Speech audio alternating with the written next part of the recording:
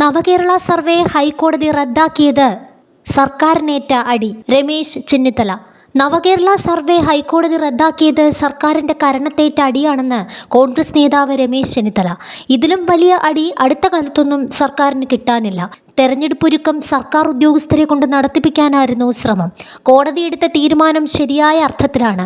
സർക്കാർ ഉദ്യോഗസ്ഥരെ പാർട്ടിക്ക് വേണ്ടി വിടുപണി ചെയ്യിപ്പിക്കുന്നത് നാണംകെട്ട പരിപാടിയാണെന്നും സർക്കാരിന്റെ പണം ഉപയോഗിച്ചുകൊണ്ടുള്ള പാർട്ടി പരിപാടിയാണ് സർവേ എന്നും രമേശ് ചെന്നിത്തല പറഞ്ഞു. ആഗോള അയ്യപ്പ സംഘവുമായി ബന്ധപ്പെട്ടുള്ള തട്ടിപ്പിന് നേതൃത്വം നൽകിയത് ദേവസ്വം മന്ത്രിയാണ്.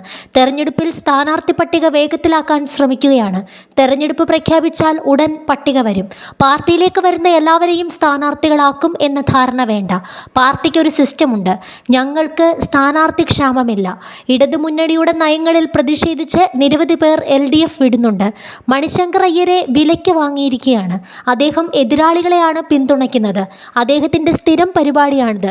തെരഞ്ഞെടുപ്പ് അടുക്കുമ്പോൾ സ്ഥിരം ഉള്ളതാണെന്നും രമേശ് ചെന്നിത്തല പറഞ്ഞു. അതേസമയം സർക്കാരിൻ്റെ നവകേരള സർവേ റദ്ദാക്കിയ ഹൈക്കോടതി ഉത്തരവിൽ ഗുരുതര പരാമർശങ്ങളാണുള്ളത്. ഉത്തരവ് വരും മുമ്പ് തന്നെ പാർട്ടിക്ക് സർവേ സംബന്ധിച്ച അറിവുണ്ടായിരുന്നുവെന്ന് ഹൈക്കോടതി. സർക്കാർ ഉത്തരവ് പുറപ്പെടുവിക്കുന്നതിന് മുമ്പ് തന്നെ പാർട്ടി സെക്രട്ടറി കേഡർമാർക്ക് കത്ത് നൽകിയതായും കണ്ടെത്തി. ദുരന്ത നിവാരണത്തിനായി രൂപീകരിച്ച സമൂഹ സന്നദ്ധ സേന പോർട്ടൽ ഇതിനായി ഉപയോഗിച്ചതിൽ അപാകത.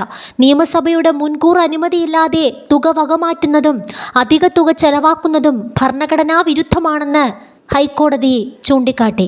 KSU സംസ്ഥാന പ്രസിഡന്റ് അലോഷ്യസ് സേവ്യറും ജനറൽ സെക്രട്ടറി മുബാസുമാണ് കോടതിയെ സമീപിച്ചത്. സർവേയുടെ ഫണ്ട് വിനിയോഗവുമായി ബന്ധപ്പെട്ട് പ്രതിപക്ഷ നേതാവും വിമർശനം ഉന്നയിച്ചിരുന്നു. പൊതുഖജനാവിൽ നിന്ന് പണം ചെലവഴിച്ച് CPM പാർട്ടി ക്യാമ്പയിൻ നടത്തുന്നു എന്നായിരുന്നു UDF ആരോപണം. CPM, DYFI, SFI പ്രവർത്തകരെ ഉപയോഗിച്ചാണ് സർവേ നടത്തുന്നത്. 20 കോടി രൂപയാണ് ഇതിനായി സർക്കാർ വകയിരുത്തിയത്. ബഡ്ജറ്റിൽ വകയിരുത്താതെ സർക്കാരിൻ്റെ പണം രാഷ്ട്രീയ താൽപ്പര്യത്തിന് ഉപയോഗിക്കുന്നു എന്നായിരുന്നു KSU നേതാക്കളുടെ പരാതി.